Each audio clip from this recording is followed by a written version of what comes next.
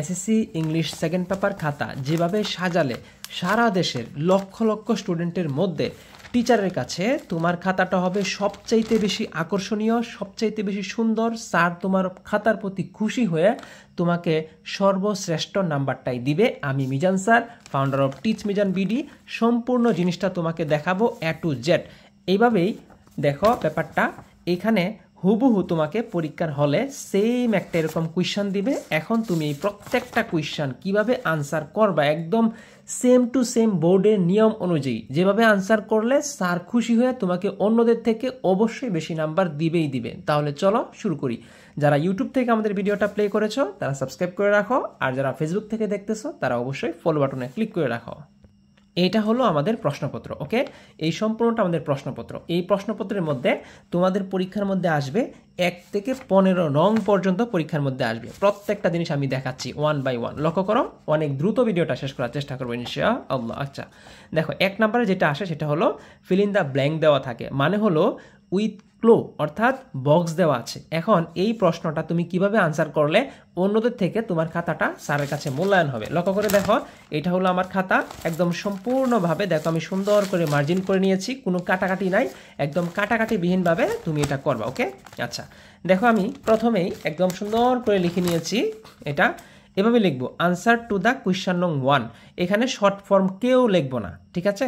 Answer to the question number 1 যেভাবে আমি দেখাচ্ছি তুমি একদম হবু এভাবেই লিখবা। ওকে, আচ্ছা তারপরে দেখো এখানে আমাকে বলেছিল কি, লক্ষ্য করে দেখো এখানে কি বলেছিল, এ থেকে যে পর্যন্ত লিখতে। তোমার কাজ হলো এ থেকে যে পর্যন্ত, এই সিরিয়ালে 5টা, এই সিরিয়ালে 5টা। তুমি ইচ্ছা করলে এভাবে 2 সিরিয়ালেও লিখতে পারো, অথবা ইচ্ছা করলে এ থেকে যে এভাবে তুমি লিখতে পারো, কোনো প্রবলেম নাই।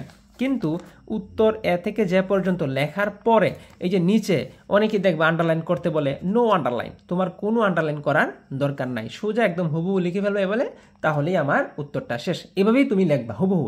তাহলে দেখো তোমার খাতাটা যখন তুমি এভাবে সাজাচ্ছ কত সুন্দর, দেখো কোনো মানে আনফ্রেশ না, একদম ফ্রেশ। ওকে, আচ্ছা এভাবে আমাদের প্রথম উত্তরটা শেষ হয়ে গেল। আচ্ছা দ্বিতীয় যে প্রশ্নটা পরীক্ষার মধ্যে আসে সেটা হলো ফিল ইন দ্য ব্ল্যাঙ্ক, অর্থাৎ এখানে কোনো বক্স নাই, এটা হলো উইদাউট ক্লো। ওকে, এখানেও কিন্তু 10টা গ্যাপ থাকবে তোমার, তুমি একদম হুবু এরকম করেই লিখবা যে আনসার টু দ্য কোয়েশ্চন নং 2 লিখে এ থেকে যে পর্যন্ত সম্পূর্ণ জিনিসটা এভাবে লিখে ফেলবা, তাহলেই তোমার আনসারটা এখানে কমপ্লিট। ওকে, তাহলে দেখো আমরা এখানে যে 2টা প্রশ্ন আনসার করলাম, দেখো কোনো কাটাকাটি আছে, তাহলে অবশ্যই তোমার খাতাটা অন্যদের থেকে তুলনামূলক মার্ক বেশি আসার সম্ভাবনা আছে। আর উত্তর তো সঠিক অবশ্যই তোমাকে লিখতে হবেই হবে। ওকে, এবার আমরা চলে যাব কোয়েশ্চেন নাম্বার 3-তে। লক্ষ্য করে দেখো এখানে কি বলছে, the 5 sentence using the parts of, একটা এখানে বক্স দেওয়া আছে, বক্সের মধ্যে এ থেকে শুরু করে ই পর্যন্ত আছে।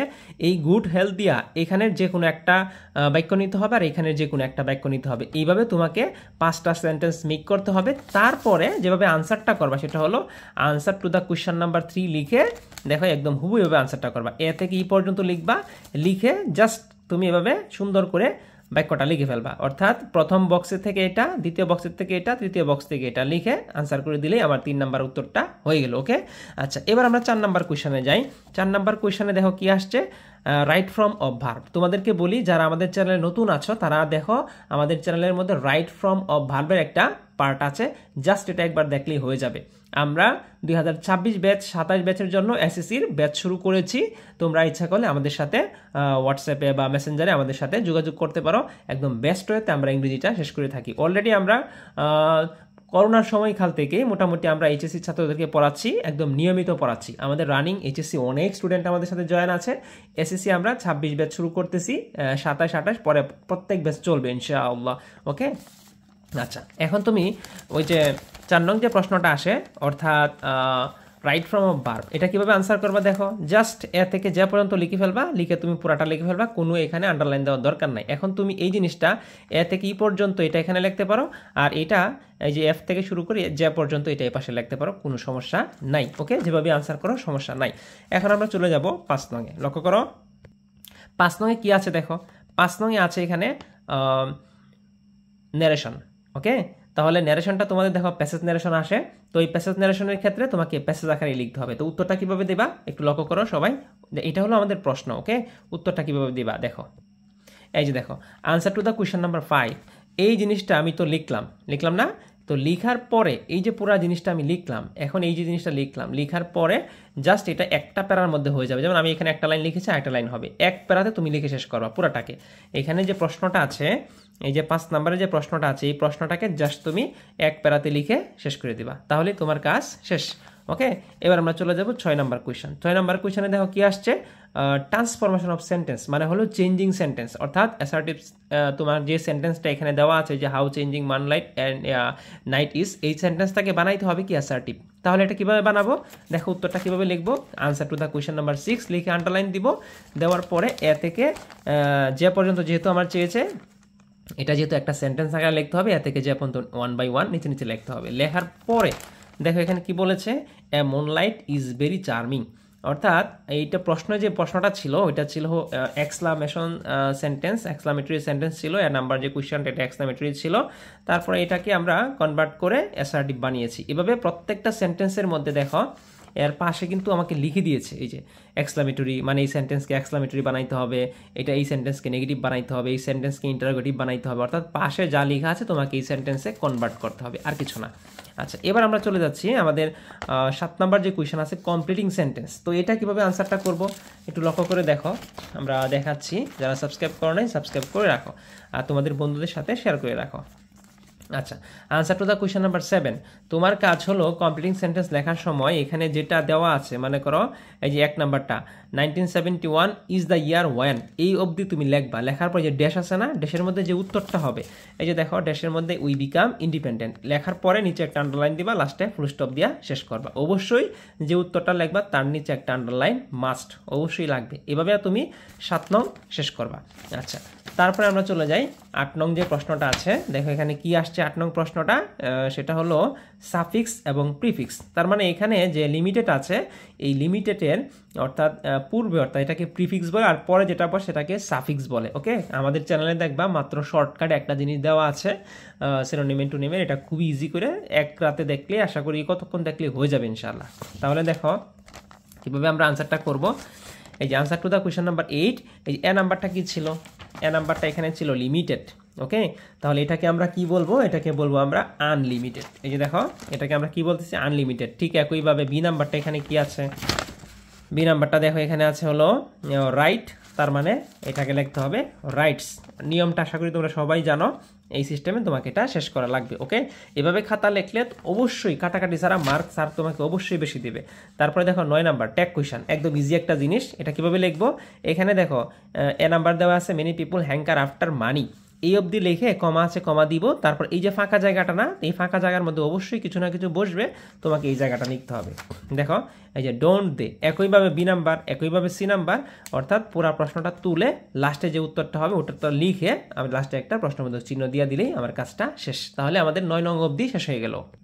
ওকে, এবার দেখো আমাদের 10 নাম্বার, 10 নাম্বারে আসে হলো কানেক্টর। ওকে, তাহলে কানেক্টর কি জিনিস আমরা সবাই জানি, জাস্ট একটা বাক্যের সাথে একটা বাক্যকে জোড়া দেওয়া। তাহলে কানেক্টরের উত্তরটা কিভাবে করব লক্ষ্য করে দেখো, answer to the question number 10 লিখে জাস্ট এ থেকে শুরু করে এই পর্যন্ত লিখে যে উত্তরটা হবে উত্তরটা 5টা লিখে দিব, কোনো ধরনের আন্ডারলাইন নিচে আমরা দিব না। লাস্টের যে প্রশ্নটা সেটা হলো পাঞ্চুয়েশন। লক্ষ্য করে দেখো এখানে বলছে কি পাঞ্চুয়েশন যে প্রশ্নটা আছে এখানে, এই যে পাঞ্চুয়েশন এখানে কি বলছে, এখানে ক্যাপিটাল এবং কোথায় কমা হবে কোথায় ফুল স্টপ হবে এই ধরনের পরিবর্তন আর কি, অর্থাৎ হোয়াট থেকে শুরু করে একদম মোরাল পর্যন্ত যে কথাটা আছে সম্পূর্ণ কথাটা তোমাকে লিখে কাজ করা লাগবে। দেখো এই উত্তরটা অবশ্যই তোমাকে এক প্যারাতে লিখতে হবে।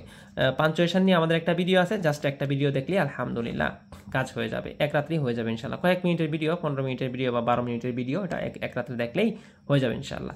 এই ছিল আমাদের গ্রামার পার্ট। এখন আমরা দেখবো রাইটিং পার্ট। তো রাইটিং পার্টটা দেখো এখানে কি তোমাকে বলেছে, সাপোজ ইউর হাবিব এবং হাবিবা, তো দুইজন পড়াশোনা করতে যাবে কুমিল্লা ইউনিভার্সিটিতে। তো তাদের যে ইউনিভার্সিটিতে যে পড়াশোনা হবে, অর্থাৎ ওখানে সে একটা অ্যাডভার্টাইজ দেখেছে, তো তোমাকে এখানে বলেছে now write a CV with a cover letter for the post, অর্থাৎ সে এখানে চাকরি করতে যাবে। হাবিব এবং হাবিবা নামক একজন মেয়ে অথবা ছেলে চাকরি করতে যাবে। তো চাকরির দরখাস্ত কিভাবে লিখতে হয় ওই জিনিসটা তোমাকে বলছে এখানে 12 নঙে লিখতে। তাহলে এই জিনিসটা আমি দেখাই কিভাবে লিখবা। এই যে দেখো এইটা হলো আমার প্রশ্ন, write a CV with a cover letter for the post. Okay, তাহলে তুমি কিভাবে লেখাটা শুরু করবা, এই যে দেখো প্রথমে তারিখ দিবা, তারপরে যার বরাবর পাঠাচ্ছ সেটা দিবা, তারপরে যে ঠিকানা প্রশ্নে দেওয়া থাকবে সেই ঠিকানা দিবা, তারপরে এখানে ঠিকানা দেওয়া আছে, তারপরে সাবজেক্টটা কিসের, দেখো application for the post account officer. Okay, যে প্রশ্ন এই যে এখানে পুরোটাই বলা আছে, এই যে সাবজেক্টের নাম লেখা আছে অ্যাকাউন্ট অফিসার, তুমিও অ্যাকাউন্ট অফিসার লিখে নিলা। লেখার পরে তারপরে ডিয়ার স্যার বা ম্যাডাম একটা লেখলা, লেখার পরে স্যার বা স্যারই লেখো, ম্যাডাম লেখার দরকার নাই। পরে এইখানে তুমি যেটা লিখেছো, মানে এখানে এই যে অ্যাকাউন্ট অফিসার, ওই সম্পর্কে তোমার কি কি আছে অথবা তুমি কি পারো না পারো ওইটা নিয়ে জাস্ট এখানে যতটুকু কথা লেখার ওটা লেখবা। লেখার পরে তারপরে ফিনিশিং দিবা, তারপরে ইউ ফেইথফুলি তোমার নাম যেটা আছে এই নামটা লিখবা। এখন দেখো অ্যাটাচমেন্ট, অ্যাটাচমেন্ট মানে হলো সংযুক্ত করা। ওকে, অ্যাটাচমেন্ট মানে কি, সংযুক্ত করা। যে সার্টিফিকেট সিবিআর হলো পাসপোর্ট সাইজের 2টা ফটোকপি দিবা আর কি। তারপরে এই যে কারিকুলাম বাইটা, দেখো কারিকুলাম বাইটা এখানে এইভাবে যেভাবে লেখা আছে হুবু এভাবেই লিখবা, নাম, ফাদার নাম, মাদার নেম, তারপরে প্রেজেন্ট অ্যাড্রেস, তারপর ডিপার্টমেন্ট, তারপর টেলিফোন, ডেট অফ বার্থ লিখে তারপরে নেম অফ ডিগ্রি, তুমি এসএসসি কত সালে কোন বোর্ড থেকে কত জিপিএ এবং কোন বছরে পাস করছো, এইচএসসি, তারপরে অনার্স, তারপরে ওই যে কোথায় থেকে পাস করেছো, এই জিনিসগুলো। এটা যখন শেষ হয়ে যাবে তারপরে তুমি কি করবা, জাস্ট এখানে এসে এই যে লক্ষ্য করো এই জায়গার মধ্যে এসে তুমি ওই যে এক্সপিরিয়েন্স দিবা, মানে তুমি কতটুকু পারো বা না পারো এটার একটা এক্সপিরিয়েন্স দিবা আর কি এখানে, তাহলেই হয়ে গেল। এই যে দেখো এক্সপিরিয়েন্সটা দেখো, ওয়ার্ক এক্সপিরিয়েন্স আর রেফারেন্স, মানে হলো তোমার জন্য কোনো লুক আছে ওইরকম তুমি একটা এখানে রেফারেন্স দিয়ে দিলা, তাহলেই হয়ে গেল। তাহলে আমরা যে কভার লেটারটা লিখবো, কভার লেটার কীভাবে লিখবো, একদম হুবহু এখানে যেভাবে আছে একদম হুবহু আমরা কভার লেটারটা এভাবে লিখে দিলে একদম ফুল মার্ক পেয়ে যাবো ইনশাল্লাহ। খাতার মধ্যে answer to the question number 12 লিখে তারপরে জাস্ট এটা লিখে ফেলবো, তাহলেই দেখবা তুমি একটা ভালো মার্ক পেয়ে গেছো। এবার চলে যাবো আমরা 13 নম্বরে। তো 13 নম্বরে তোমাকে একটা অ্যাপ্লিকেশন লিখতে হবে। অ্যাপ্লিকেশন লেখার নিয়মটা আমরা সবাই জানি, তারপরে এখানে দেখাচ্ছি। দেখো প্রথমে একটা তারিখ লিখতে হয়, তারপরে আমি যার বরাবর লিখবো তার নাম লিখতে হয়।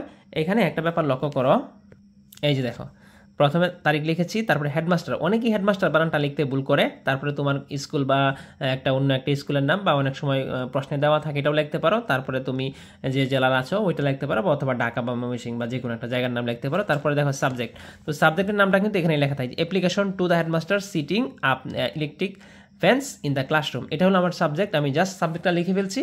এখন তোমার এই ফ্যানটা কেন দরকার এটা নিয়ে কিন্তু লেখা লাগবে। এখন একটা দিয়ে 5টা, 5টা দিয়ে 10টা শিখে ফেলছো যারা, তারা যদি এরকম করে লিখো নাম্বার পাবা না। তারপরে ফিনিশিং দেওয়া, জাস্ট এটা লিখে ফেললেই ফিনিশিং যে কথাটা আছে ইউর্স অবিডিয়েন্টলি লোনা আক্তার বা যে কোনো একজনের নাম দিলেই এটা হয়ে গেল। এখন তুমি একটার জন্য একটা, মানে একটা দিয়ে 5টা শিখছো 10টা শিখছো ওইরকম লিখে চলে আসবা, মার্ক পাইবা না। এভাবে তোমাকে প্রত্যেকটার জন্য আলাদা আলাদা লিখতে একটা ভালো মার্ক পাইবা। ওকে, তাহলে আমাদের চলে গেল 13 নম্বর। আচ্ছা, এবার দেখো এখানে আছে 14 নম্বর, write a paragraph on the life of a farmer, অর্থাৎ কৃষকের জীবন। তুমি জাস্ট কি করবা, এখানে নংটা লিখবা সুন্দর করে। আমি খাতাতে দেখাচ্ছি, দেখো আমি সুন্দর করে তোমাকে দেখাচ্ছি। এই যে এখানে আনসার টু দ্য কোয়েশ্চন নং 14, 14 লিখবা। লেখার পরে জাস্ট এই মাঝ বরাবর, একদম এই মাঝ বরাবর the life of farmer, farmer লিখে নিচে একটা আন্ডারলাইন করবা। আন্ডারলাইন করে মোটামুটি 180 থেকে 200 ওয়ার্ডের মধ্যে 2 পৃষ্ঠার মতো প্যারাগ্রাফটা লিখে ফেলবা, তাহলেই তোমার কাজ শেষ। ওকে, একটা দিয়ে 5টা, একটা দিয়ে 10টা এরকম লিখলে কিন্তু মার্ক পাইবা না। আচ্ছা, খুবই কম পাই, 1 থেকে 2 এরকম পাইতে পারো। আচ্ছা, তারপরে দেখো 15 নাম্বার, এখানে বলছে একটা কম্পোজিশন লিখতে, মার্কটা কত, তার মার্ক হলো 12, তার মানে তোমাকে একটু বেশি লিখতে হবে। মোটামুটি লেখার সিস্টেমটা এরকমই। এখানে কি করবা, আনসার টু দ্য কোয়েশ্চন নং 15 লিখে নিচে কি লিখলা, the importance of reading newspaper. Okay, লিখে মোটামুটি 3 পৃষ্ঠা থেকে 3.5 পৃষ্ঠার মতো লিখলেই মোটামুটি তুমি একটা ভালো মার্ক পেয়ে যাবে ইনশাআল্লাহ। তাহলে আমরা একদম পুরাপুরি বুঝে গেছি জিনিসটা, যে আমরা কিভাবে খাতাটাকে সাজাবো। এই যে আমি দেখাচ্ছি, দেখো পুরা খাতাটা তোমাকে দেখাচ্ছি। তারপরে হইলো আমার এই পৃষ্ঠাটা, এই যে দেখো, তারপরে হইলো আমার এই পৃষ্ঠাটা, তারপরে এই পৃষ্ঠাটা। এরকম করে তুমি যখন খাতা সাজাইবা অবশ্যই তুমি অন্যদের থেকে মার্ক পাইবা। ধন্যবাদ সবাইকে।